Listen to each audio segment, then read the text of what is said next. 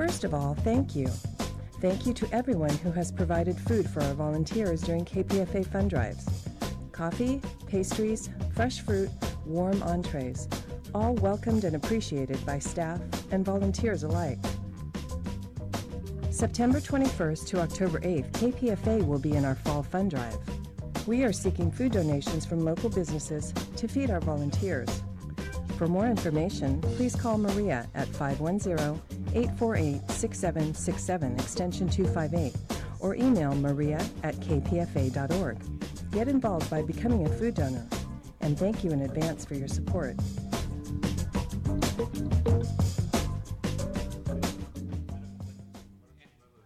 And it is 7:59, exactly turned 8 o'clock in the evening, and you're listening to La Onda Bajita. This is 94.1 KPFA Berkeley, 89.3 KPFB Berkeley, 88.1 KFCF in Fresno, and online at kpfa.org. Stay tuned for La Onda Bajita. We are the change makers, dropping conciencia and consejos like the U.S. government does soldiers. We don't just report the news, we make the news, flipping the script on your mind as we are making changes in La Onda Bajita, dropping pearls on Pacifica Radio. This is not just KPFA, this is Radio Liberación. We don't fake the funk, can't pull no punches, porque ya llegamos y no nos vamos. Mi gente, aquí estamos, y en esta lucha, todo lo logramos. ¡Chicano!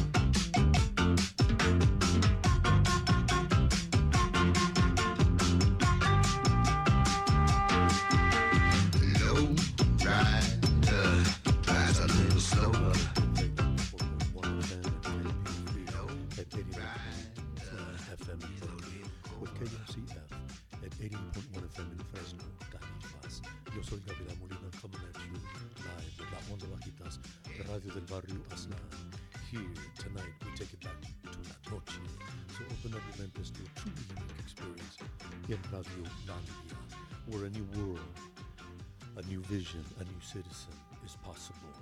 Cruise with us as we take it from rock to revolution. Ritmo hasta la resistencia con la voz del pueblo del sol. Aquí no más, FM, firme y más. We are La Onda Bajita's crew. We march, we protest, and we report. We are NPR Radio Comunitario.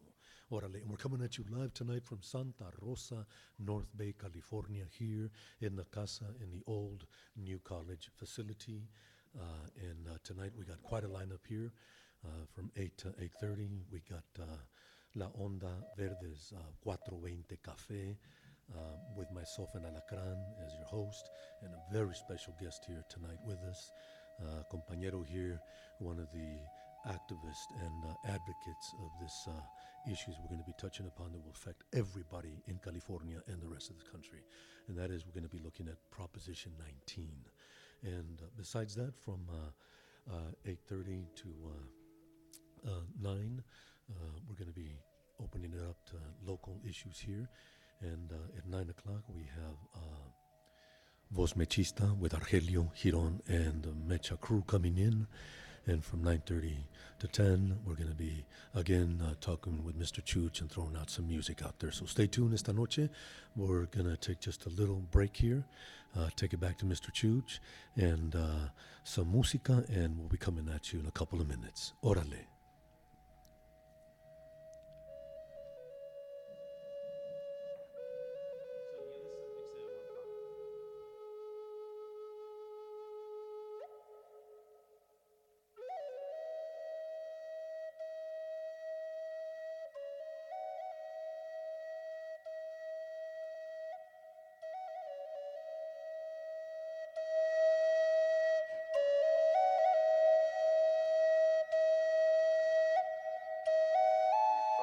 drug industry.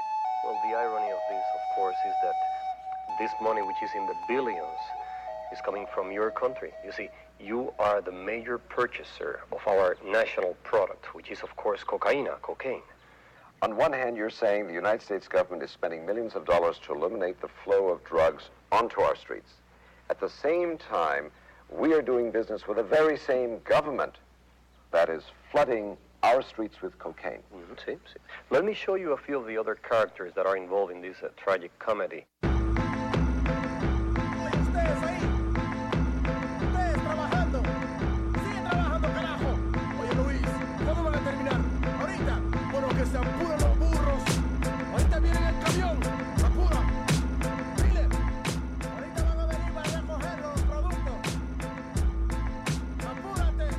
I'm on the border of Bolivia, working for pennies, treated like a slave. The coca fields have to be ready. The spirit of my people is starving, broken and sweaty, dreaming about revolution, looking at my machete. But the workload is too heavy to rise up in arms. And if I ran away, I know they'd probably murder my moms. So I pray to Jesucristo when I go to the mission, process the cocaine paste and play my position. Okay, listen, Juan Valdez, just get me my product before we chop off your hands for workers' misconduct and not get charged. And it would be sad to see your family in front of a firing squad. So to feed your kids, I need these bricks. 40 tons in total, let me test it indeed. This is good, pass me a tissue and don't worry about them, I paid off the official. Yo, it don't come as a challenge, I'm the son of some of the foulest, elected by my people, the only one on the ballot, born and bred to consort with feds. I laugh at fate in a third world fashion state, lock the nation with 90% of the wealth and 10% of the population. A central intelligence agency takes weight faithfully, the finest type of China white and cocaine you'll see. Honey, I'm home, never mind when your bank account suddenly grown. It's funny, we're so out of this debt for this money we owe with ya. When have I told you that I had two governments overthrown to keep our son enrolled in a private school and to keep our tummy swollen? Come on, and home was built on a foundation of bloody throats, the hungry stolen of their souls. Of course this country's running coke, I took a stunning oath to hush the ones who know. The CIA conducts the flow for these young hustlers that lust for dough. I go work in the hood, hit my connect. That's what's really good, and supply work to the hood. These suits crack me up, scrutinized like we inferior, petrified when we meet in my area. My crew will shoot till I say so. You got the loot, give me the yay like Ice Cube, so don't play with my yayo. We won't stop you, cause my street scramblers chop it and bag it. Taking pictures and tapping phones, debating snitches and cracking codes. Fast to cuff or blast the foe on any hustler stacking doughs. Pump the crack or blow, and my overtime is where your taxes go. Or gain your trust, get you to hand wait to us, cause we paid up front on the low with cameras taping ya. Getting pop or wait, the prison sentence is doomed. Make the collar to leave with 2 keys out the evidence room. Went my fame, truck, boat, or plane, they watching you. You think you got work? They copping too. We control blocks, they lock countries and own companies. We had nice cars and sneaker money.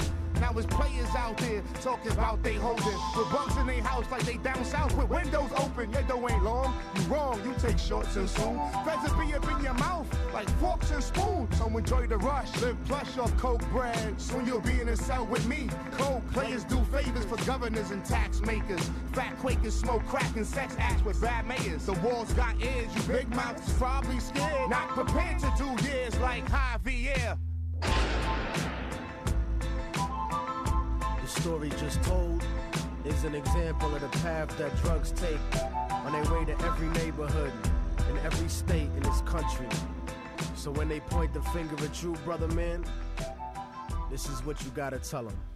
I'm not guilty. A little immortal technique there. You're listening to La Onda Bajita's Radio del Barrio Aslan's feature presentation of the 420 Café.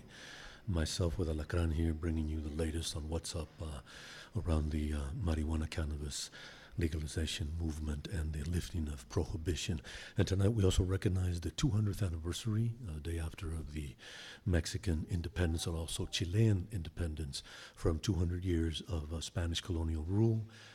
We are celebrating that tonight and dedicating the show to those efforts. And of course, we still have a battleground here in California as we're trying to pass this humane law, California Proposition 19. And we have here a special guest esta noche, Omar Figueroa, who is one of the foremost advocates here in Norte California and throughout the state, looking at this whole proposition here. Welcome to tonight's show, Omar and Alacran. It's good to have you in the casa again. And pero as we're talking here, you can hear the drum beats outside as the Mixteca drums are signifying the end of today and despedida, the goodbye to the father-son. Welcome to tonight's show, and Omar, you've been doing a lot of work here behind the scenes, and lifting the prohibition of the marijuana, that's happening here. Tell us a little bit about what is this proposition and what impact is this going to have to the general public, and particularly the Latino and communities of color?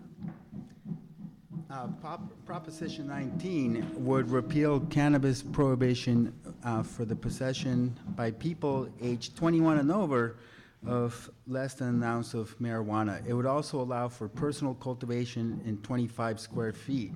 And the meaning this would have for the Latino population is that it would remove the criminalization of a large number of Latinos who choose cannabis over alcohol.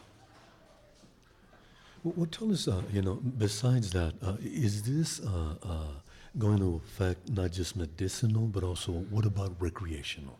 And what about, does it have like an age restriction? I mean, what happens when, let's say, a 16-year-old doesn't want to do the chemical treatments? Will there be exceptions to the law? Because I think the law right now that's being proposed is that it's for adult use.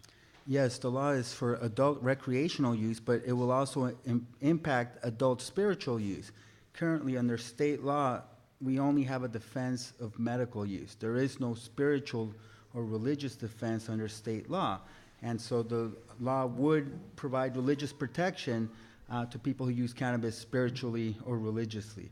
And currently, the law does recognize that a certain religion, the Rastafarian religion, out of Jamaica, is recognized under federal law. This would provide coextensive protection under state law.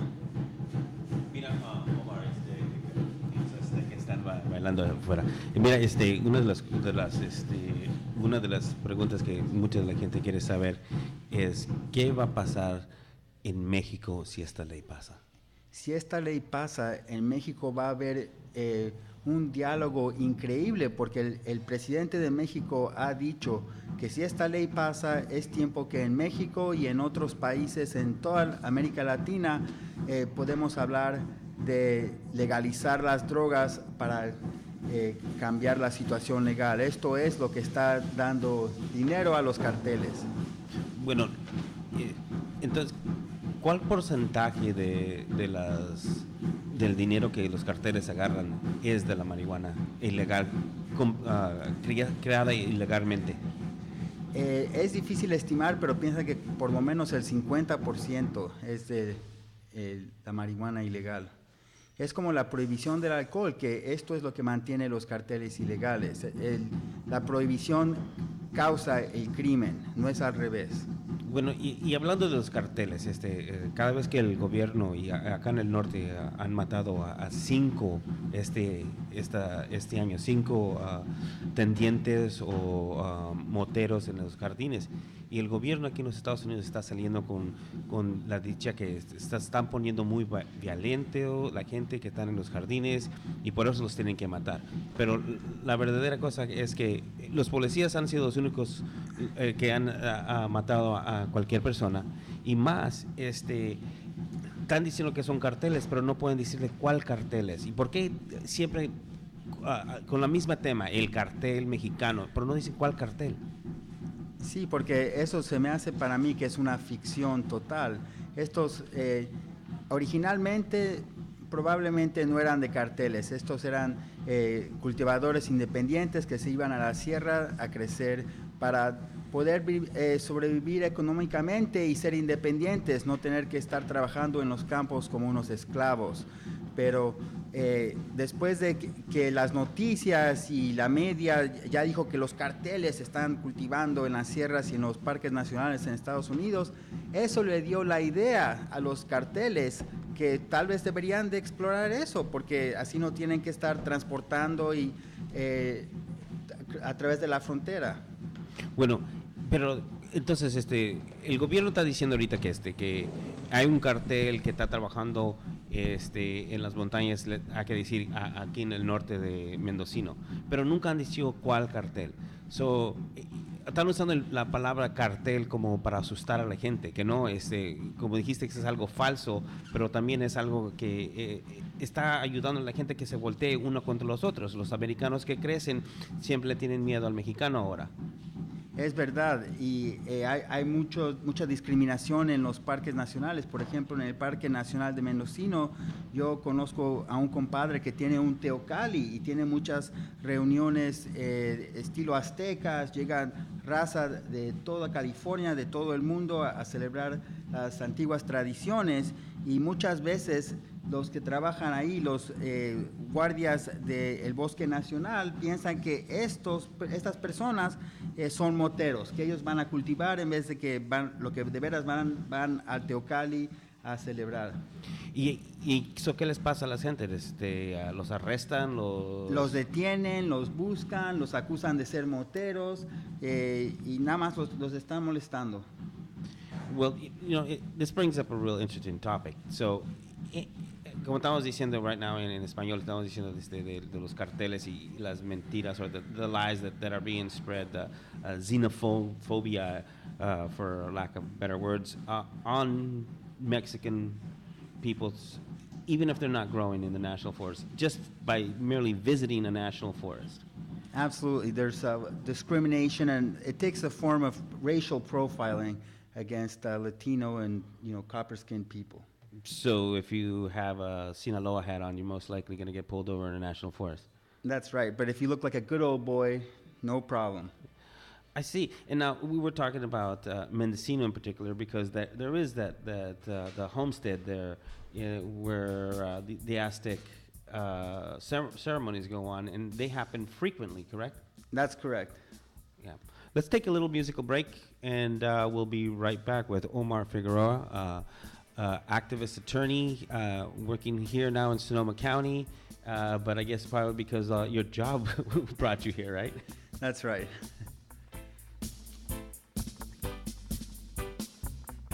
Hey man, check this out. I got the best kush ever, man. Oh man, I've been so out. Oh, you got sent from heaven. All right, man, light it up, Holmes. Okay, check it out, man.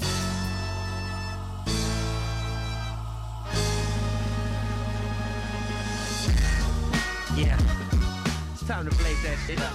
Yeah.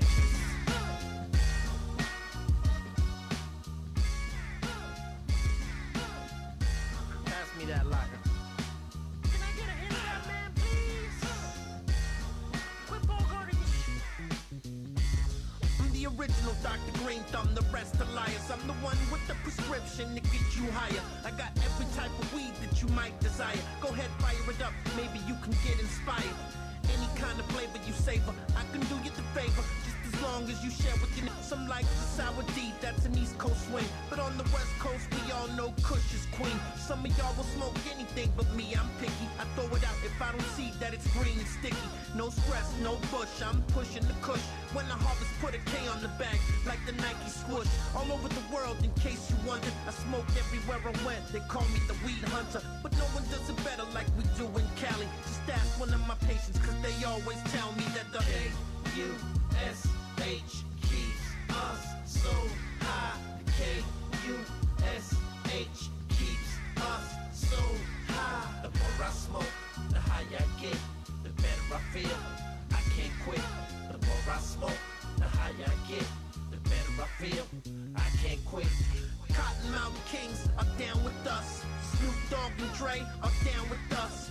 Cheech and Chong, they're down with us. But the DEA, they can get on the High Times cover. You might see us taking hits from the bong with the 8-foot song. With weed so strong to knock out King Kong. Hit it one good time, your mind's gone. Your eyes get red and your mouth goes dry. Just hit me when you want more and I'll supply. Red and Matt said, let's get stoned. I said, how high? They said high enough to touch God and kiss the sky. That's a tall order, but I think I got what you need. I got the food for thought and I'm ready to feed. So follow my lead, I got the gifts to bring. It's the everyday life of the Reefer King. K-U-S-H Felicidades. I wish the best out there to the Latin American countries that liberated themselves today from Spanish colonial rule. In the background you hear the drum, the Mexica Maya drum. There's ceremonia going on in the parking lot as the despedida, as the goodbyes to the sacred sun, because there are dark days coming, días oscuros de la raza, to those of the brown skin indigenous of these continents.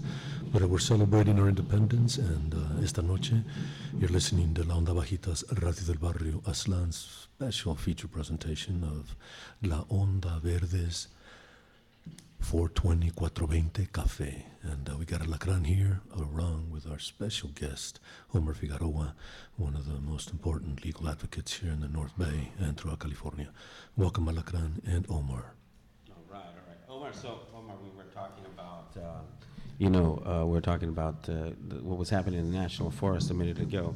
And then after the musical break, we had a kind of a funny moment there with, Cheech is coming on in that track, and Cheech has been, like the figure for Chicanos as the number one, head, the number one, stoner in Chicano figure, and so, we've always laughed it off like it's funny, but the reality is there's a lot of raza that's ending up in jail or ending up in prison. Because even Paris Hilton wasn't exempt from the smell of marijuana and got her in trouble. So, is that what we really need to, advocate this law of Prop 19 that's coming up, is so that we can, how can I put it? So we can shy away from this prohibition and move on to. Yes, I think if Prop 19 passes, it's going to start a dialogue, and the dialogue is not going to be just in California or in the United States. It's a global dialogue that the presidents of Mexico, the former presidents of Mexico, have invited permission to start debating legalization, but that permission has to be granted by us, the people of California. We have to give the world permission to start thinking and talking about alternatives to prohibition. And this prohibition, why has it been, so steadfastly fought back by the federal government? Is it the asset forfeitures that marijuana people have? Is that what really is? It's the money. Is it the money? Yeah, it's the money partly drives it, and the other part I think is that it's a lot easier to go after calm, tranquil cannabis offenders than it is to go after real criminals. So the police will naturally go after the low-hanging fruit because they're not dangerous, they're not going to start shooting, they're peaceful and compliant. And so now, with that in mind, now we have a trend in some of the larger cities and some of the smaller communities where the city governments they're looking for how to fill their coffers and how to collect some taxes, and so they're actually sponsoring cannabis businesses. And first it was dispensary type businesses, and now they're going into grow ops and trying to figure out how's that going to play out as far as let's say the city of Oakland. Well, the city of Oakland supposedly is going to give out 4 dispensary permits costing $250,000 each. It's all going to be constrained by federal action, because if Obama does not get reelected, the tolerance for medical marijuana may not be there in the next administration. So it is all very political right now. If Prop 19 passes, it is not a medical legalization initiative, it's a recreational adult legalization initiative. And thus far, the federal policy is uniform. Adult marijuana prohibition must go on unless it's tolerated for medical use. But when you say it's tolerated for medical use, but we still get headlines every week about a dispensary somewhere in California being raided, or in some of the other medical states like Nevada or Michigan. I mean, so how I guess my question is, how is the administration getting away with saying that they're going to leave medical alone, and yet they're raiding? is the word not getting down to the street level? I think the word is not getting down on the street level, and partly people are not organizing to call the Obama administration to account. So he's getting a pass, whereas a Republican administration might get called on it. And in that sense, so when there is, let's say, a raid like there was this week in El Centro, what would be the ideal thing that we would want for people to do? I mean, besides calling the administration, do you go and call, your local reps? You call your county, you call your sheriff. I mean, how do people defend themselves when they lose a provider? One good way to defend themselves is by using their bodies in direct action, physically showing up to the raid site. What happened, for example, with Women's Alliance for Medical Marijuana when the DEA agents kidnapped Mike and Valerie Corral, and all of the patients who were members of WAM rushed to the garden site and did a blockade and would not allow the DEA to leave, and the DEA had to call the Santa Cruz County Sheriffs for protection from all of these sick and dying patients. Well, that's direct action by the patients. And that caused the DEA to release Mike and Valerie Corral instead of arresting them and charging them in federal court. And so many times these uncommon acts of bravery by ordinary people standing up and putting their bodies on the line make all the difference. And that's what's required. And so how about the city of Los Angeles, just to touch on one of the cities that's trying to outlaw and ban dispensaries when 420 says that they're okay, and SB 420 has already mandated in that they're not nuisance and they don't fall under nuisance laws.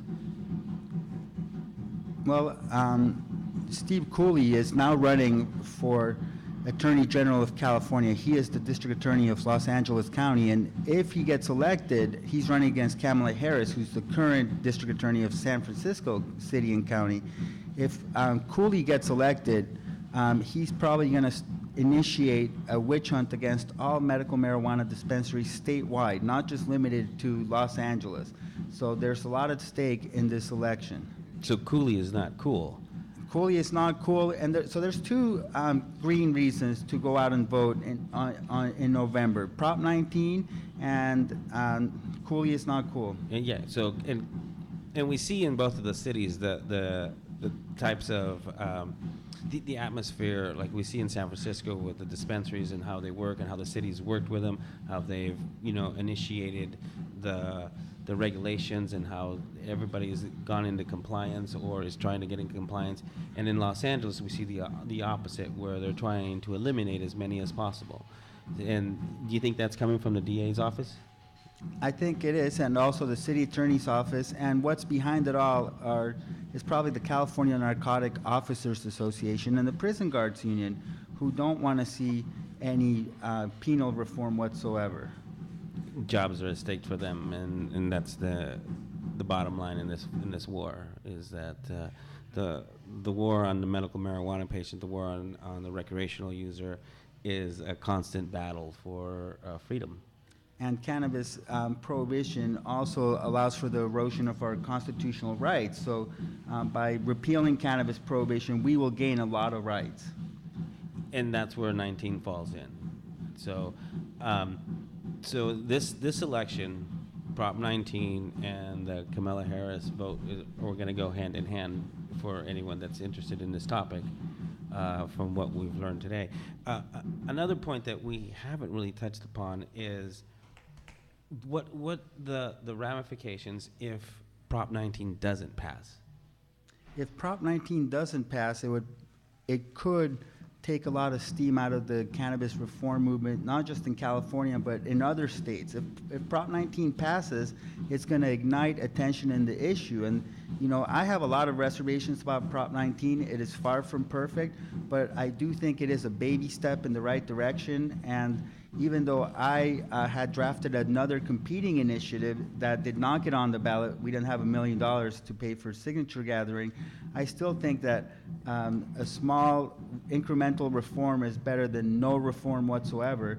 And I do support Prop 19. And as soon as it passes, it's going to allow a debate so that we can improve upon it.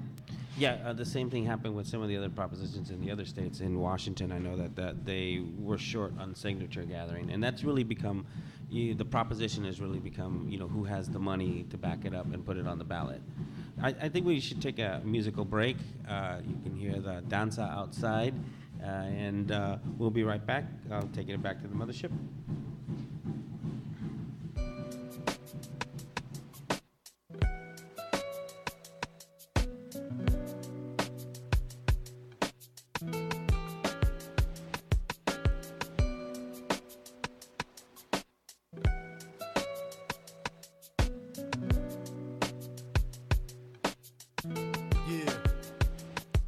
Harlem streets stay flooded in white powder.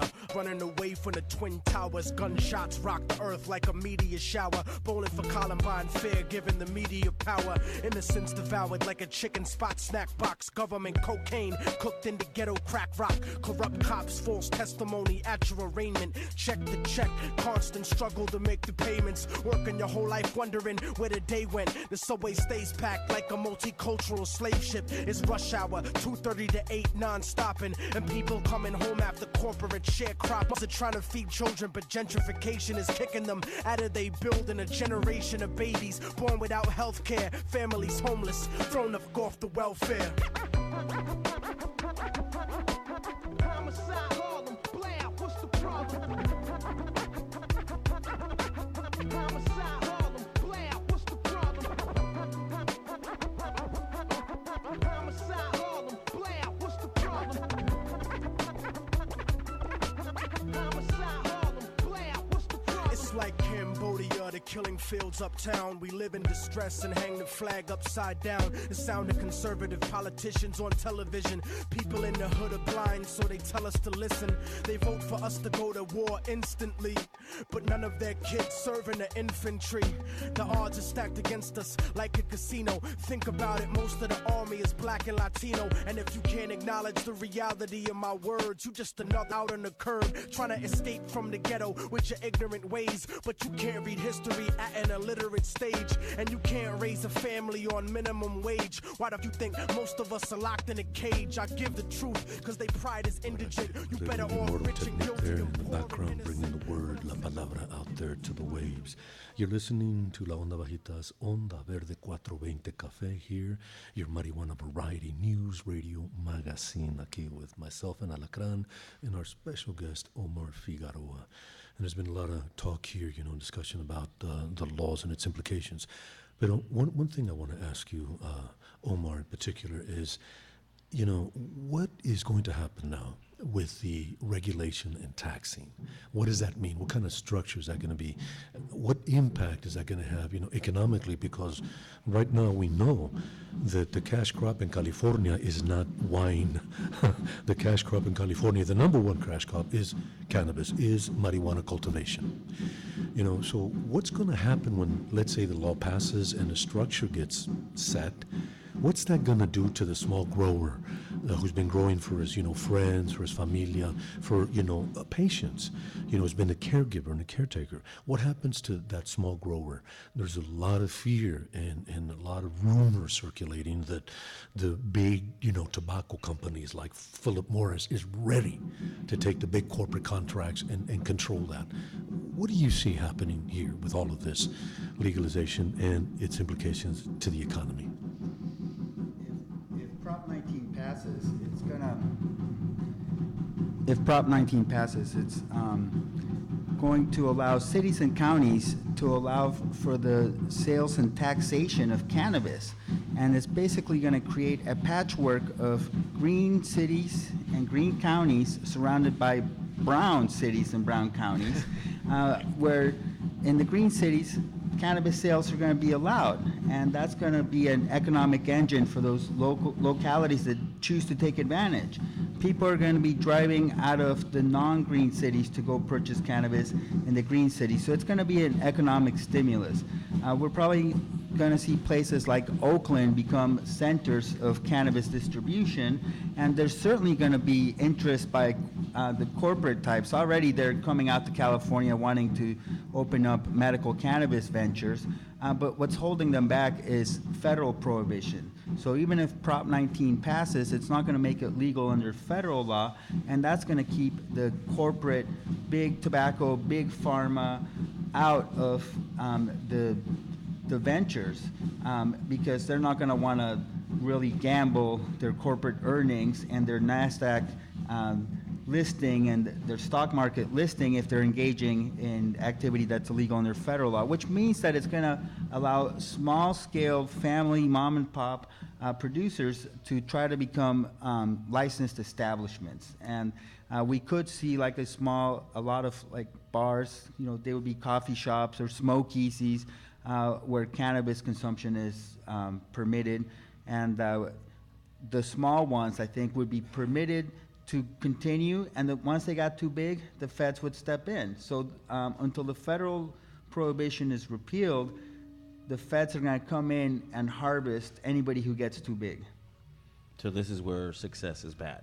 Yes, you get too big, the feds come in and eat you up. And so the cannabis do you think they'll spread the kind of the way the medical marijuana dispensaries did with, like you called, green and brown, where you see patients that have to drive 2 or 3 counties to be able to purchase their medicine, or when a dispensary does open up in a small community, it gets raided, and then they still have to drive out. You see that as a possibility? That's going to be a definite possibility. People are going to be going from the conservative counties to go purchase their recreational cannabis in the municipalities that tax the sales.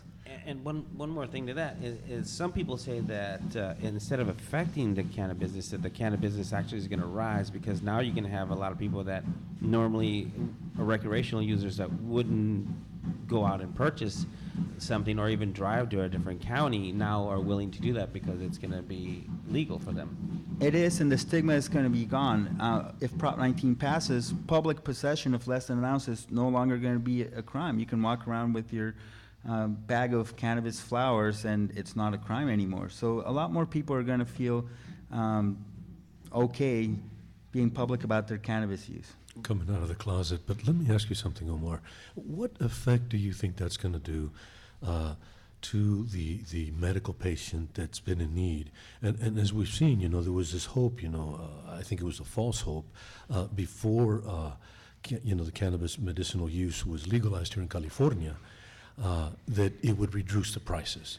But as we've seen, it really hasn't. I mean, you go to the dispensary, and a lot of people, I hear lots of people complaining that you're getting, street prices and so forth. What is the legalization here going to do to the whole, pricing, of marijuana and purchasing? What do you see? I think it's going to vastly increase the supply of cannabis, because Prop 19 would allow the personal cultivation of 25 square feet in the home. So a lot more people are going to grow for their own personal medical use.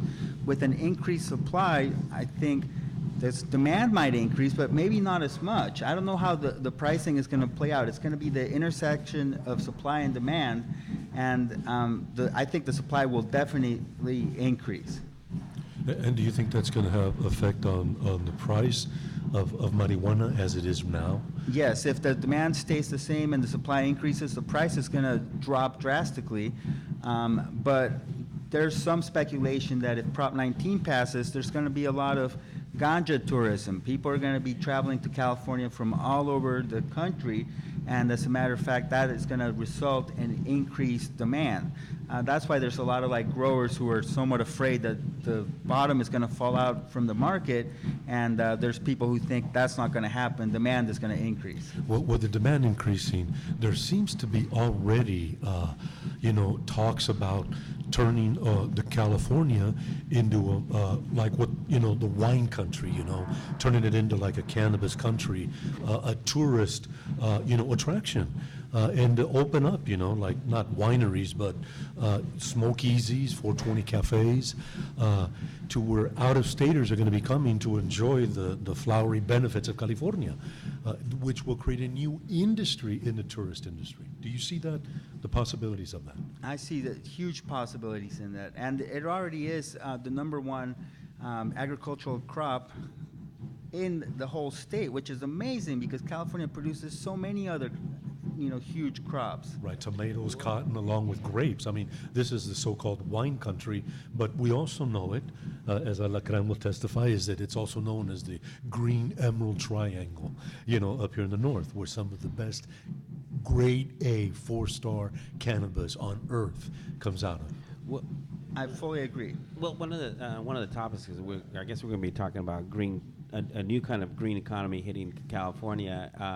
So it's going to be, if California does push throughout the state, so it's going to be legal for people, any adult, to fly in, let's say from Wisconsin or from whatever dry state there is, Utah, and be able to spend a vacation, let's say in Humboldt County, up at the Emerald Triangle Inn, or whatever the cannabis business might pop out. And so that's going to increase the business, not just with the cannabis place, but all the tourism. I mean, the airlines. So this could be a really big boom for California. Absolutely. The local restaurants are going to experience a huge boom in consumption. Munchies. How can we forget, man?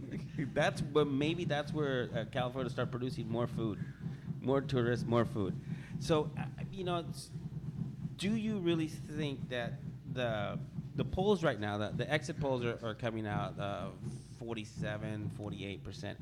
Do you think they're having, if somebody talks to you in person and you're on the borderline, you're really, maybe you're a closet smoker or maybe you're a casual smoker, and somebody asks you how you're going to vote on 19, do you think a lot of these people are saying, oh no, I'm not going to vote for it, just because the stigma that's still there as a cannabis user or perceived cannabis user, as opposed to somebody calls you up on a phone poll and then you can be more honest because you're not there? Yes, I think that they've noticed what they call the reverse Bradley effect, where people are more the Snoop honest. Dogg effect. Yes, the Snoop Dogg effect, when they're talking to an automated machine, as opposed to when they're being asked person to person, do you use cannabis, do you support cannabis? And the stigma is still there, but people are more honest when it's an anonymous poll.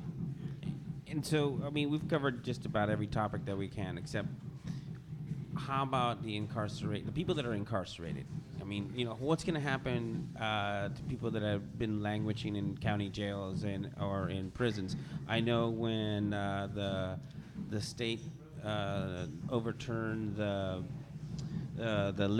legal limits, that they said that they were illegal to set up limits, a lot of the people were released from county jails. So do you see that passing, or do you think people are still going to end up incarcerated for a crime that's no longer a crime in California? People will still be incarcerated, unfortunately.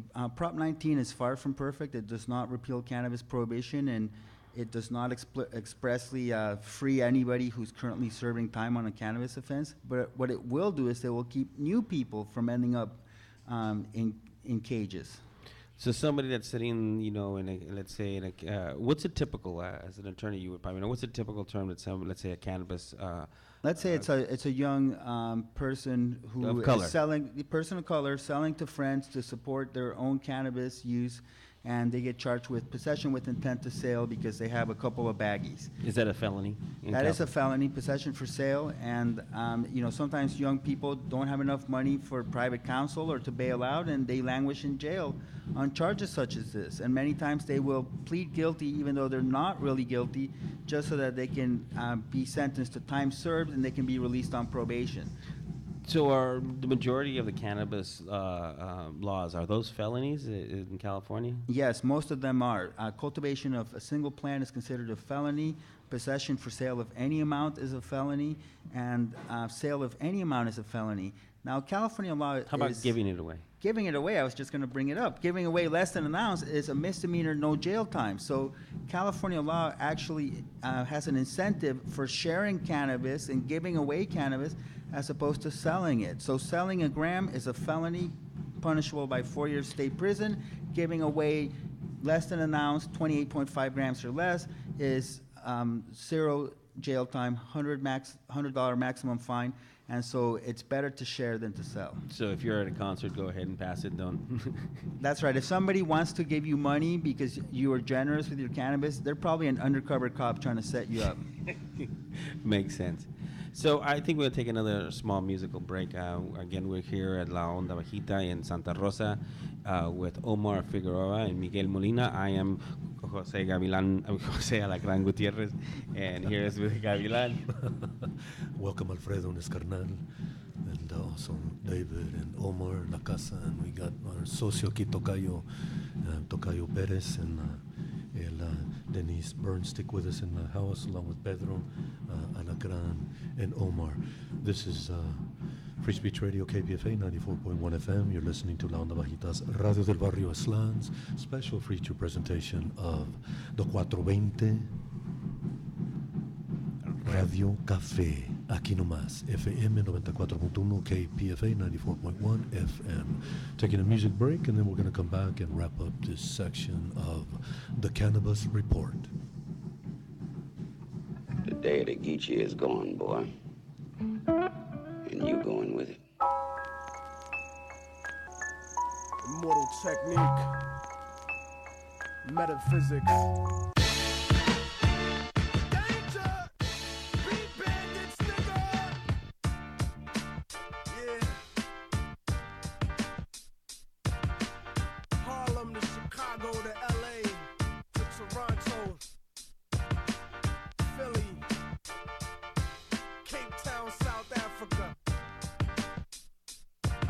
Never make songs to disrespect women or to judge people about the way that they living. But the way I am is based on the life I was given. Like them boys, losing my religion. I used to be a Christian and a political pawn. The Bible is right and all your native culture is wrong. Next thing you know, you telling me about making a song. Come in the studio and tell me that I'm making it wrong. Pissed off cause reality is making it strong. Like the ghost of Timothy McVeigh making a bomb. Hey yo, Marvin Gaye, what's going on? These rap made propaganda out of your song. But it's the Gong Show, amateur night at the Apollo.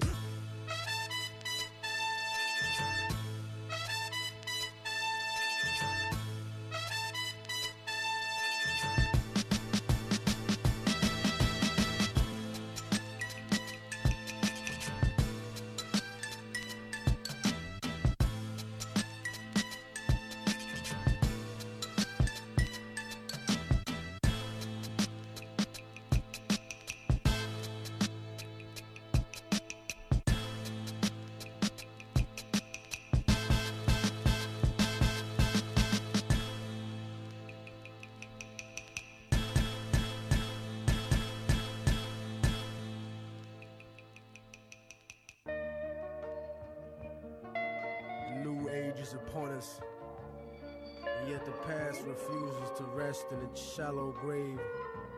For those who hide behind the false image of the Son of Man shall stand before God. God, God, God, God, God, God. It has begun. The beginning of the end. Yeah.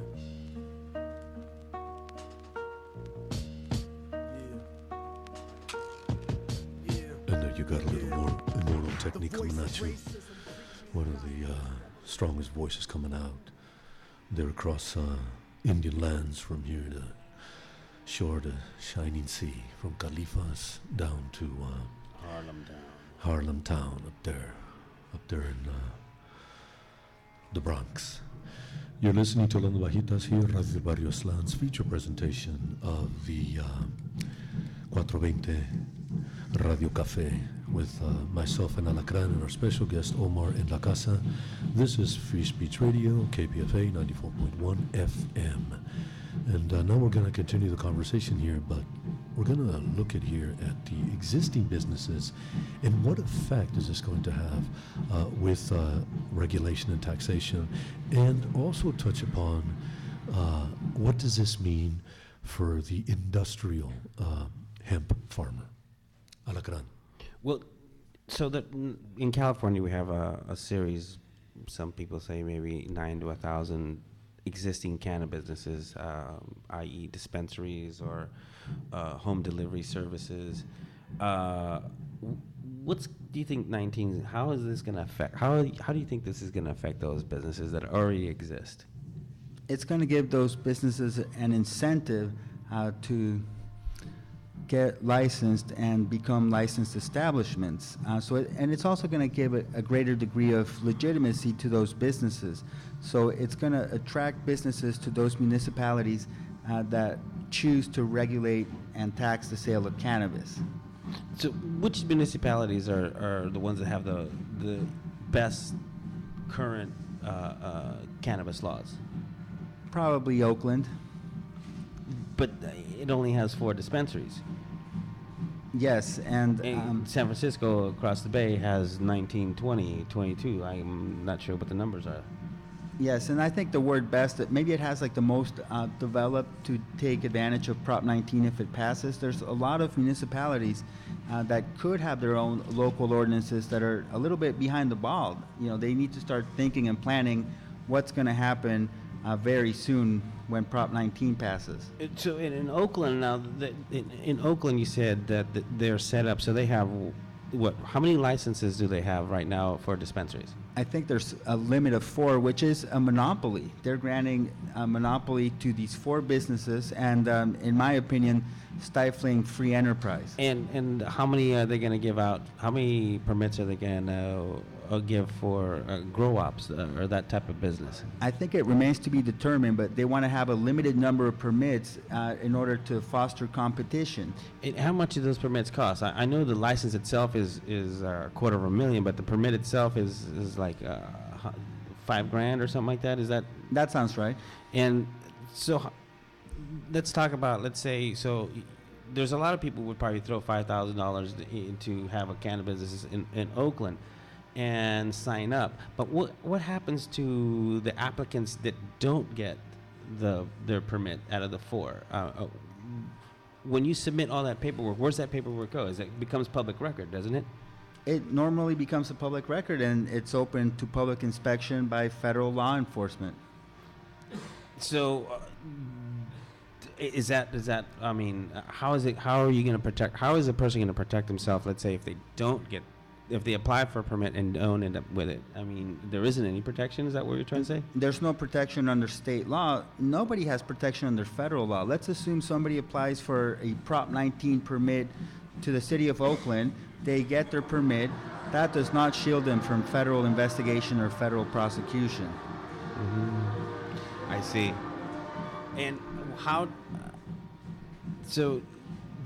do you think the federal government's going to react under this administration, knowing what Obama had said during his campaign that he would stay out of medical marijuana states, and now if California becomes a Prop 19 state, what is your gut feeling how the federal government will react to these new changes in the marijuana prohibition? I think they're going to be hostile towards it, and there's going to be a federal crackdown. It may not happen in this administration, but if Obama does not get reelected, I think there will be a big federal crackdown like we've seen before. So anybody who is a medical cannabis patient or anybody who believes in cannabis law reform has to think seriously about the possibility that we may have a Republican administration rolling back all the progress that we've seen. And the progress we've seen hasn't been much. The federal law has not been changed. All that has been changed is the stated federal enforcement policy. But the law still needs to be reformed. And that's the other thing. There are some people that are working on reclassifying marijuana itself and getting it out of is it Class 1 or? Yeah, right now it's classified as a Schedule 1 controlled substance, and it has supposedly no known accepted medical value, except the federal government does give medical cannabis to people. And as a Schedule 1, that falls with the same as opiates, correct? And yeah, and even some opiates are Schedule 2. So cocaine Schedule 2, opium Schedule 2, because they have some medical use. Cannabis is treated the same as heroin with no medical use whatsoever. So where's the fight to reschedule? I mean, where is that at? I know that NORML was working on that for a while, and so where did that end up? That litigation has been going on for decades, and now it seems to be slightly stalled out. Well, let me ask you something, Omar. You're listening to La Ondas. Verdes 420 Café. Yo soy Gavilán Molina. I'm here with Alacran and our special guest, Omar Figueroa, one of the most forceful voices in legal advocacy of the legalization and the lifting of prohibition of marijuana. Omar, we've looked at the kind of the whole scale, Alacran, from state, national, on the legal implications and economic, effects it's going to have. But let me ask you this: what does this mean for the agricultural grower who wants to do industrial cannabis, industrial hemp? And for those that are looking at not necessarily the medicinal recreational use, but actually using it as a food source.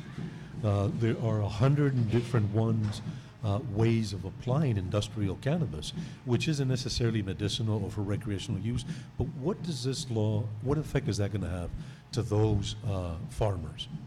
It's going to be a huge effect, and it's going to theoretically allow municipalities to allow for industrial hemp cultivation, production, and processing. So we could start seeing hemp fiber, hemp foods. Those would all be legal under state law. Currently, they're not legal under state law. Under federal law, again, the federal law would not change. So probably what would happen is there would be small-scale industrial hemp activity, but there would never be anything that is on a massive organized corporate scale because the federal government would step in. So if industrial hemp starts being produced, wouldn't that really put a fear into the medical cannabis and cannabis recreational users because of the pollen cross-contamination? I mean, so you can only grow cannabis in the northern part and hemp in the southern part? I mean, how are we going to work this out? I mean, this is what's going to happen when stuff like this happens? Because I know I think it's, as a practical matter, going to drive a lot of medical and commercial growers indoors because that's the only way that they can control what kind of pollen their plants are exposed to. And so the current hemp seeds, I mean, for the snacks and the oils and everything, so they're coming from outside the country then? That's right, mainly Canada and Eastern Europe. And I think China is now getting involved. And how closely regulated are those industries in those countries? In Canada, they're pretty tightly regulated because it's highly profitable. In China? In China, I think, well, China, as regulated as their regulations are enforced, which is... Yeah, okay, enough said. So I think we're going to take our last musical break. Again, this is Jose Alacran Gutierrez, con Miguel Gavilán Molina and Omar Figueroa. Before we go, Omar, how about your email and your information? Where can people contact you if they have questions or an unfortunate case where, like this time of year, they get a visit from, let's say, somebody that's not as friendly? Well, if you get a visit from law enforcement, I would advise you to stand up for your constitutional rights. Say, I want to remain silent, I want to speak to an attorney, and I do not consent to any search and seizure. And you can contact me at omarfigueroa.com, and you can Google my name, Omar, marijuana lawyer, easy. All right. Okay. So we'll be right back. Quick musical break. And Pues, we're actually going to wrap this segment, Alacran. We're almost at the top of the hour here, and we got the Mecha crew in the casa here. Big applause here for our new crew coming in here, working with the Colectiva of Argelio Giron. They're going to be with us in a few minutes. Right now, I just want to thank you, Alacran, for helping put this segment of La Onda Verdes 420 Café, your marijuana variety news radio magazine, coming at you live here at least once or twice a month. For all your work. And Omar, gracias, thank you for sharing your legal perspective and your view on this whole, hopefully, movement to lift the prohibition of marijuana. Any last closing words you want to send to the público out there? Prendan un leño. Puff, puff, pass. Orale.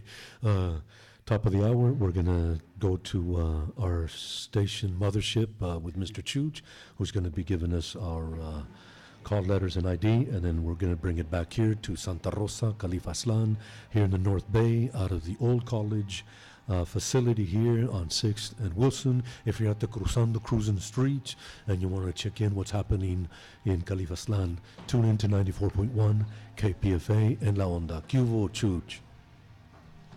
The following candidate statements belong to the author of the statement only. Salud, KPFA friends, fans, and family. I'm Georgia Frazier. I'm a candidate for the upcoming KPFA Board of Directors. As the former General Sales Manager of KJAZ, I have a deep respect and love of the medium of radio. I have also contributed free marketing consultation to several community organizations. As a former public school teacher, a daughter, a sister, I have experienced the comfort of family and the power of community. I know that I can enhance KPFA's mission in this community. I'm Mark Hernandez, running for KPFA Local Advisory Board as part of Save KPFA. I ask for your vote to stop the corporatization of KPFA, to restore local funds and control, and to help KPFA staff better provide quality programming that our collective community needs. With your vote, we can take back control of KPFA. Vote for Mark Hernandez and Save KPFA candidates to bring back a diverse and healthy local radio station for our community. For more information, please go to www.savekpfa.org. And it is 8:59, and you're listening to 94.1 KPFA Berkeley, 89.3 KPFB Berkeley, 88.1 KFCF in Fresno, and online at kpfa.org. And now I'm going to turn it right back to El Gavilan, where they're live in Santa Rosa, my hometown. Compadre. Órale, que hubo, gracias, comp, Mr. Chooch there at the mothership, keeping it under control, keeping it flowing out there through the four directions and the four winds. You've been hearing the drum beat out there. That's the Mixteca Maya drum coming together to celebrate the 200th anniversary of our liberation from Spanish colonial rule. And a few years after that, we liberated ourselves from the French. We have still to liberate ourselves from English colonial rule. You hear the drum in the background? Wherever the drum beats, we shall liberate. The drum beat from the pulse of Aslan. Orale. And now I'm going to turn it over to the next generation coming up here. 2010, countdown 2012. We got aquí Argelio Girón and the crew. Bienvenidos, compañeros, and we got a whole new crew here. Get ready, open up your mentes to a truly unique experience in Radio Landia. Bienvenidos, compañeros, compañera. Meteo. For the movement, political action essentially means influencing the decision-making process of those institutions which affect Chicanos, the university, community organizations, and non-community institutions. Political action encompasses the elements which function in a progression: political consciousness, political mobilization, and tactics. Each part breaks down into further subdivision. That was a quote from El Plan de Santa Barbara, historical document for Mecha, which was one that founded Mecha in 1969 in March, when community organizers, members, students came together and formed this historical organization that is now nationwide and continues to serve their community through on-campus clubs.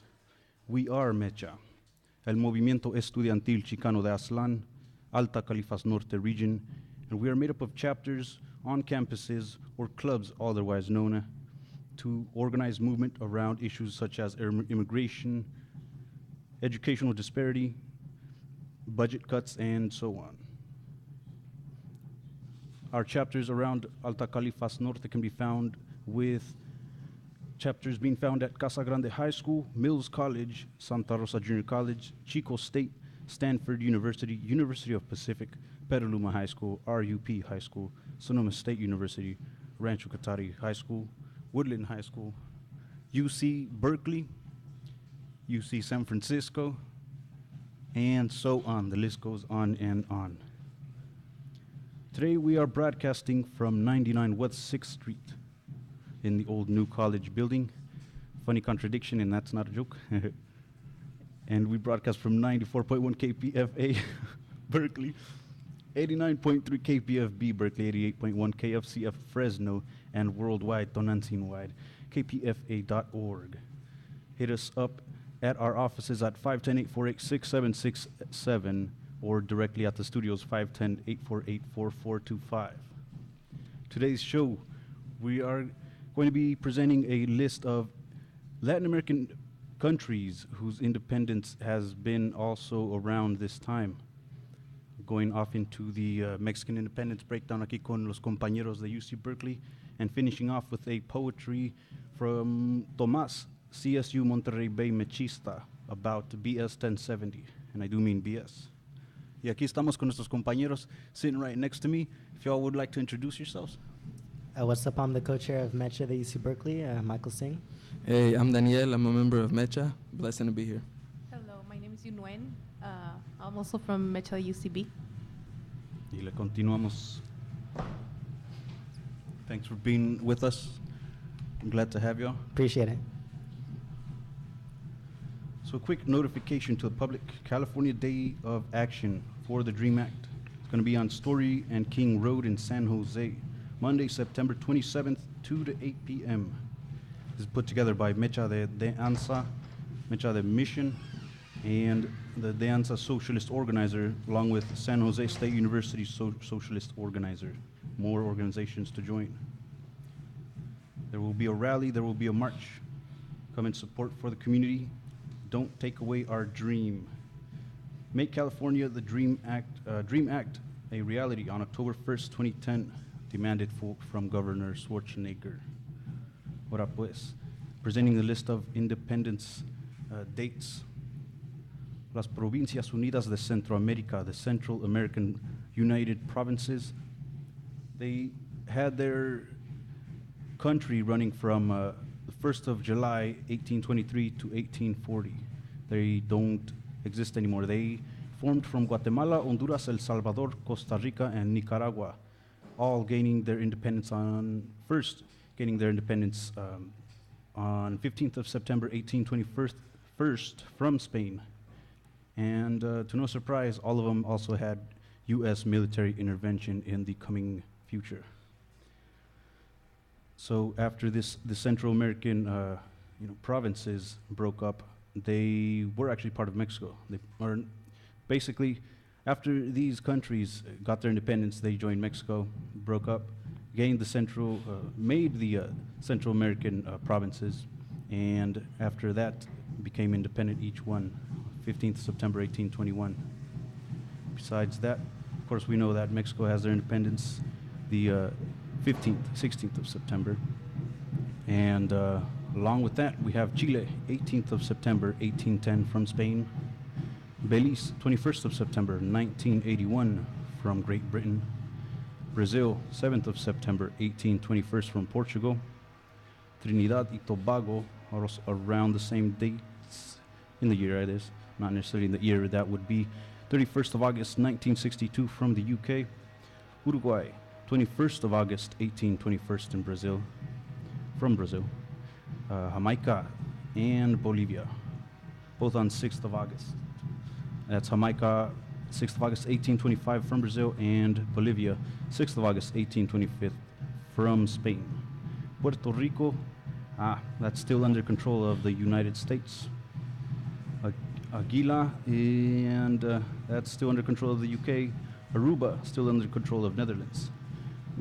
The French Guinea is still under control of France. The Virgin Islands of Great Britain, still under control of the UK. Virgin Islands, still under control of the US. And so on. Next month will be also the Independence Days of Antigua y Barbuda, 1st of November 1981 from Great Britain. Panama, 3rd of November 1903 from Colombia. Dominican, 3rd of November 1978 from UK. Suriname, 25th of November 1975 from Netherlands, and Barbados, 30th of November 1966 from UK. Of the list I have in front of me, nearly half of the entire Latin American countries have all had U.S. military intervention in their future. And those mentioned are still under control of such countries still named. And today we're going to be talking about the Mexican independence, breaking down pre-Columbian times, going to the conquest, coming down to how it's been formed till today and what it means to us today. Are we actually independent? Not only us as Mexicans, but todos los Latinos, the ones that live here in Anahuac, nuestra Nicantlaca, our people here. Y continuamos aquí con UC Berkeley, turning it over to their topic. Pre-colonial Mexico, start first desde el principio. Oh, first of all, I'd like to say that, I love Mexican independence, and on campus we've had a great celebration, 600 people out there, mariachis, banda, dancing, a DJ all night until 1 a.m. It was beautiful to see the UC Berkeley Latino community out. But as much as we enjoy it, I think as students sometimes we have to problematize what we see and kind of question, are we truly independent?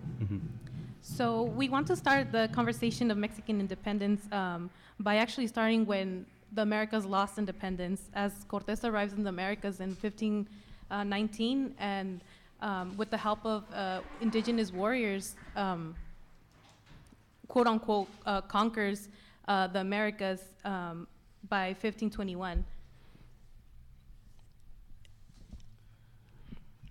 On that, we know what it meant to the indigenous people. Enslavement. A lot of the Spanish were looking for minerals, gold. Many indigenous people were forced to work in mines. After large were decimated through disease, for working. We had, I believe in 1821, almost 500,000 African slaves were brought to Mexico alone. So by the time of Mexican independence, things were horrible. The conditions from 1810 to 1821 really marks an incredible period, because you have resistance, and resistance has been going on for those past 300 years, since 1519, or you take it back to 1492. But what that period really means, the ending of Spanish colonialism to a certain extent. But at the same time, there still continues this long legacy. You have the French, and then later you get the so-called West or United States, and that's why we're really here to kind of wrestle with these questions of what it really means to be independent. So what is independence for Mexico?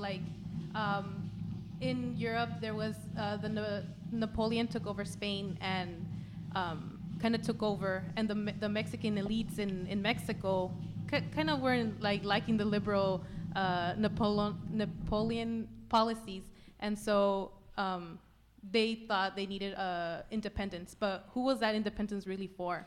Yeah, exactly. When we look at who took independence in 1821, it sure wasn't the Mexican people. And I feel like when Napoleon took Spain, the white elites of Mexico were just waiting to steal Mexican independence from Spain. But basically for the indigenous people and for the masses on the land, we just had a switch of hands from one white ruler across the ocean to a few white rulers in your own land. But that doesn't mean that anything necessarily changed. And I think people can generally agree with that there was horrible inequality and a big rule of the elites until the Mexican Revolution in 1910. But then again, when we look at the revolution, what did that actually accomplish? So the revolution was started because there was kind of a consensus between the peasant people of Mexico and the indigenous people that the independence of 1821 wasn't really for them. They were still in horrible conditions. Their land was taken away. There was no, in a way, the indigenous people didn't have control over their own land, and thus, the revolt. But once again, with the revolution, just like independence, I feel like the white elite stole out of the way. We do have heroes. Zapata is obviously made to be to this huge indigenous hero. But I would argue the Mexican Revolution, he did not succeed. Though we did have change in a more redistribution of land, largely Zapata died unsuccessful, and to an extent, indigenous people never gained true independence even with the revolution. I guess I could say that starting with 1835 in Lázaro Cárdenas. Actually, it was 1934. 1934. Thanks, about for 71 years, the PRI in Mexico ruled, supposedly a democratically elected government ruled, but I would argue that though it was democratically elected, it functioned as a dictatorship against the Mexican people itself. Well, the interesting thing is that when you look at across world history, you really see a history of oligarchies, elites, and then if you put that in the context in Latin America, we really have to see who are the people who have it, who are so who are invisibilized. And when you think about indigenous peoples, I mean, you know, you take it all the way back to now to the Zapatistas, you know, who have to put on a mask to be seen at that level of invisibility, and that's saying something to how far we have really come since 1821.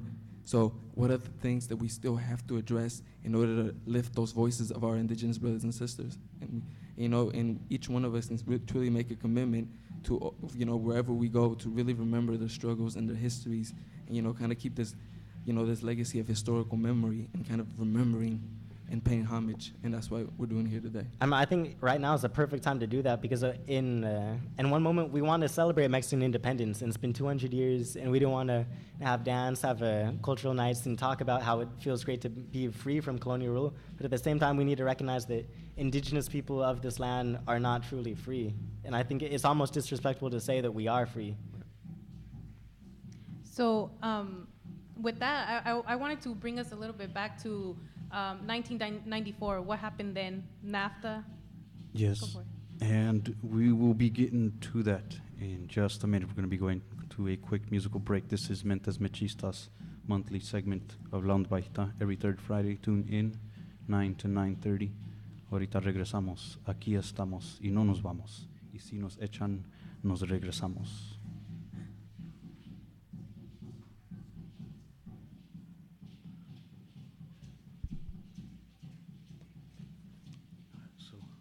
What's it gonna look like?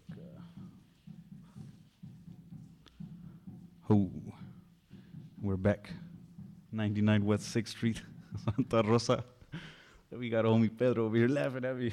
Anyways, broadcasting La Onda Bajita, Mentes Mechistas, otra vez con los compañeros from UC Berkeley, Mecha, and breaking down what it means, what Mexican independence means, general independence for today's people in Anahuac, keeping in mind that the real immigration reform began in 1492, 1519 in Mexico, pero pues whatever's clever. A ver qué dicen estas mentes. I think what Daniel got on about, which I appreciate, is the Zapatistas. I think if you might have more to say on what are the conditions that brought about this uprising, because I feel like for a long since the Mexican Revolution, like we have not seen an armed struggle like the EZLN, and it means a lot to our people. Well, because now that NAFTA in 1994, it was corporations going into Mexico, exploiting the people of Mexico, especially exploiting the indigenous peoples that had to move from their homeland or their home region to these maquiladoras on the border. And I mean, with that, you get this rhetoric, and we have this huge struggle of immigration here, and it's like with NAFTA in 1994 signed by Bill Clinton, it's like capital is moving into Mexico, it's crossing our borders to disrupt our economies, flooding U.S. subsidized corn into Mexico, forcing peasants to move to the north, whether it be to work in sweatshops at the border or to come into the States. And we see capital crossing borders, but at the same time, people not being allowed to cross the border. And in a sense, that's almost enslaving the people of Mexico to be forced to be under these neoliberal economic rules of the United States and to basically work for us. I think that's absolutely true. I mean, one of the fundamental questions that we really have to wrestle with is the question of democracy. The kind of rhetoric that we get from the U.S. government on a daily basis is that, free trade is really, in fact, a good thing for, for places like, third world countries like Mexico, et cetera. But, when you, uncover the cloth of this so-called rhetoric, and then you see that, there's a whole history of people resisting, and the Zapatistas are a good example of that.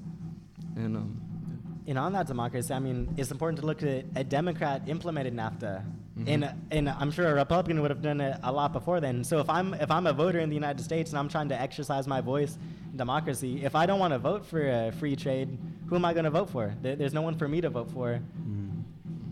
It's a struggle. It's an illusion of choosing the best side of the same coin.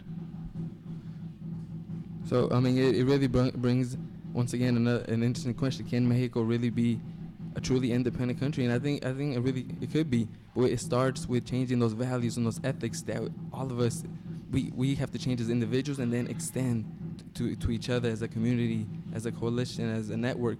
You know, I think our Latin American countries could, in fact, could be truly democratic in practice, in theory, and in ideology. And it comes with really, you know, I think love has to be at the core of it all. You know, having policies, not poor people do not need to be an afterthought. You know, they need to be central to our, you know, the way we think about life. And I mean, could we start making foreign policies as if people mattered in this world? I mean, that's the big thing. And I hope as machistas, we try and build a network, not with our own org, but I mean, across to try and build what Daniel was saying, because it's lacking in this world.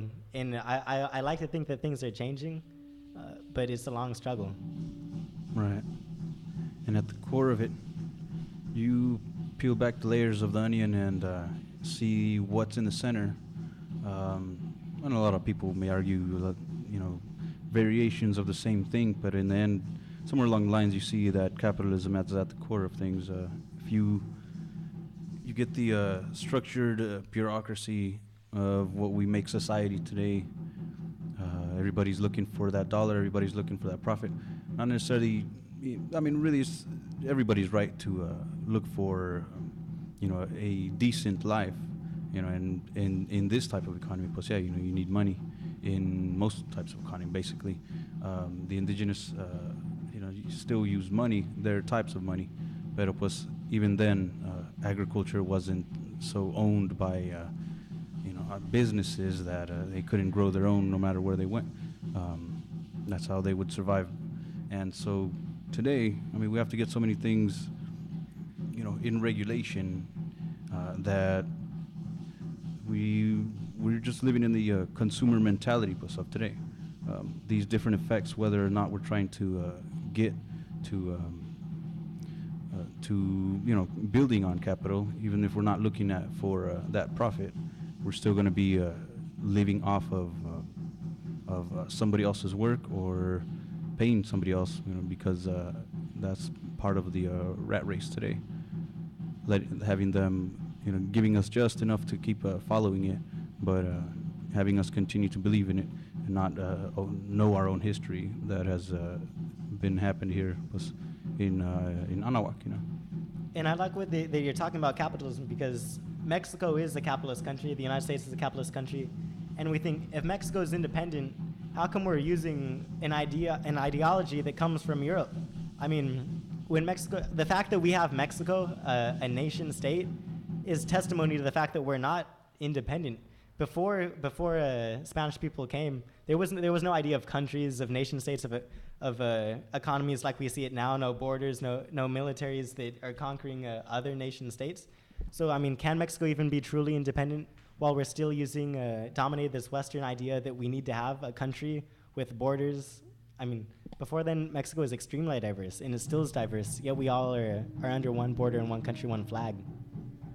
And with this one flag, who gets ignored in Mexico? Exactly. It's like indigenous peoples. And a lot of people don't know that there's a big population still in Mexico that's Afro-Mexican. Exactly. No, Mexico's a very diverse place, and that's an interesting that you know, when they told me earlier that there's still African Mexican communities today, and I think the Mexican census, as of recently, said 12% of the country is still considered indigenous, speaking indigenous language, practicing indigenous culture, and I mean that's not a side of Mexico that you see here in the U.S. Not only that, but I mean, you look at how free the thought was even in Mexico. 100 years ago or so, they had a black president, Vicente Guerrero. Looking at the Constitution, they've had you know, more liberal forms of suffrage. They abolished slavery a long time before the U.S. They had these open economies going and flowing already.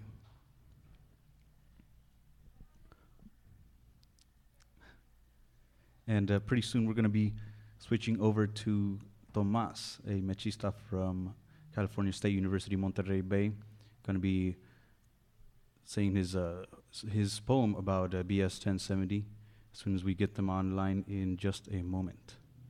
Pero por ahorita continuamos. Any last thoughts y'all would want to tell the public?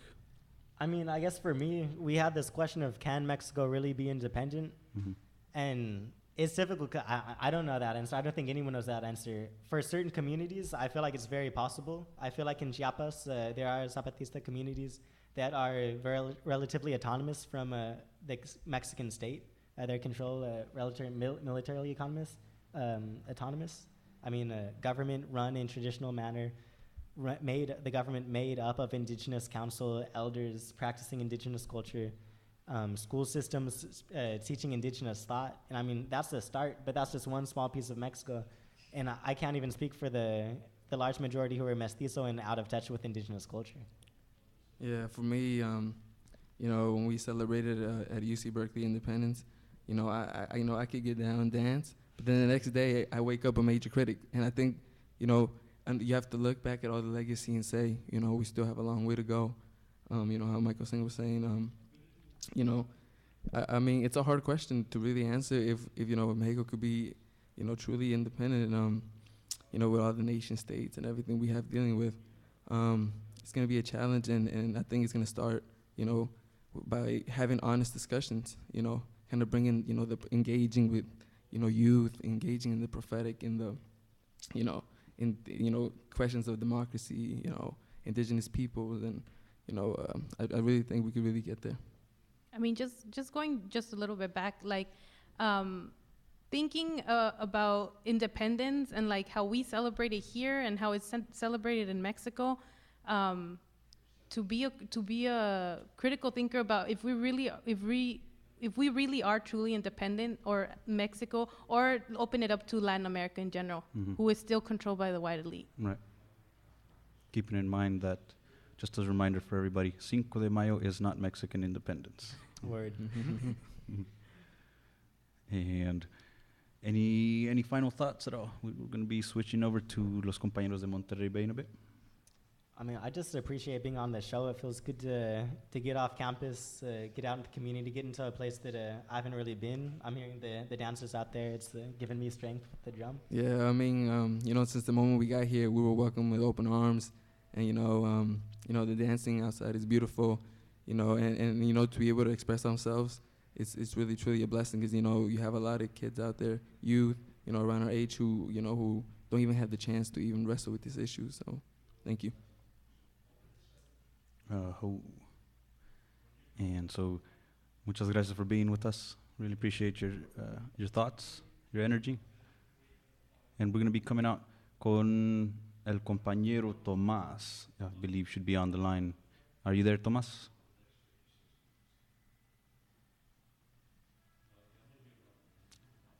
A ver, one more time, Tomás, are you around?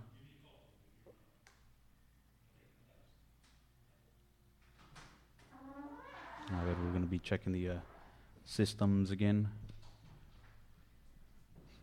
He's going to be joining us from CSU Monterey Bay, and who are telling me that we're going to have to try it for next time. Pero pues por lo tanto, we are going to be signing off in just a bit. And just reminding everybody to tune in every third Friday, 9 to 9:30. This is Mentes Mechistas on 94.1 KPFA. And a reminder, real immigration reform should have begun in 1492. Aquí estamos, Mentes Machistas Radio Rebelde. This is the 11th monthly show.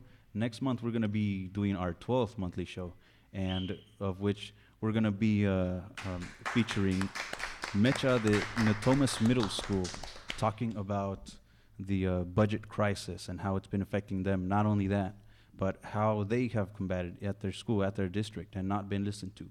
Themselves being in middle school, them students being an underrepresented minority, not being listened to. Why? Because they're kids. Well, people assume for the most part that kids don't know much, pero you'll be surprised, So we organized, we mobilize, we educate Aquí estamos, Mentes Mechistas. Tune in, signing off. Gracias al público.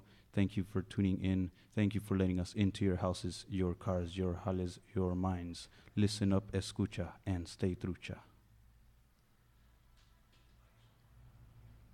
Now I'm going to ask everyone here for a collective grito. El grito for us is Mexicas, Mayas, is a rebel yell. And tonight, 3, 2, 1.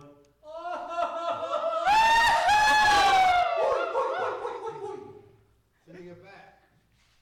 Sending it way back to the mothership. Oh, Mr. Chuch, y te la dejamos. Gracias. Thank you. Now we can do a switch real quick because I have a comentario coming up.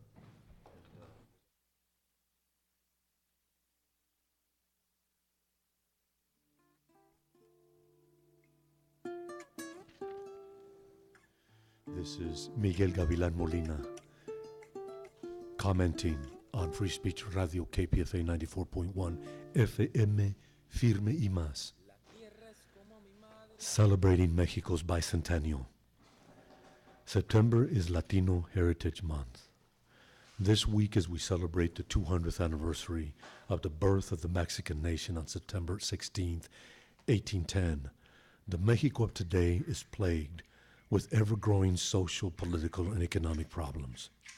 These threaten the very stability and security of the country. Currently, under Presidente Felipe Calderón's misguided leadership, Mexico is rapidly imploding, with his administration unable to take control, fueling a desperate, volatile situation. This is manifest in the violation of human rights by government officials and security forces, widespread high-level corruption, political assassinations, border atrocities, and a failed social economic program that has left a majority of Mexico's people in poverty. Amid all of this, the Mexican government has increased its military spending by over $10 billion in the past 10 years in partnering with the United States to fight the dubious war on drugs at a human cost of Mexican life exceeding 28,000 deaths since 2006. This drug trade has skyrocketed since the implementation of NAFTA between the U.S. and Mexico. And the Mexican government is now so integrated with the drug cartels that complicity is undeniable, making it more difficult than ever to alleviate this problem. These social and political challenges of today are only getting worse, similar to the time just before Mexico's revolution of 1810, now being celebrated by Latinos here in the United States. Perhaps the revolution is yet to be completed. The final act laying somewhere al norte, north of the Mexican border, in the future. And speaking of al norte, this week as communities throughout the United States honor their Mexican cultura heritage with fiestas and celebrations, in remembrance of Mexico's bicentennial independence from Spanish colonial rule in September 1810, important social, economic, and political factors are forcing a re-examination of the historical Mexican presence in the United States, particularly in the Southwestern. It would seem that now, more than ever, the accurate and verifiable facts regarding this history must be acknowledged and accepted. We must eliminate the persistent myths and stereotypes that have become so prevalent, as evidenced in the anti-immigrant Secure Communities Federal Program and Arizona's recent enforcement of racial profiling apartheid legislation, SB 1070. Knowledge is power, and that knowledge can free you. All who live here should become informed on exactly how the United States acquired much of its territory through land grabs and broken treaties, how the current U.S.-Mexico border was drawn, and the far-reaching implications of this history for people on both sides of the border. This is Miguel Gavilan Molina commenting for La Onda. And now we're going to send it back to the mothership there in Basurclas with my compadre. Are you there, comp?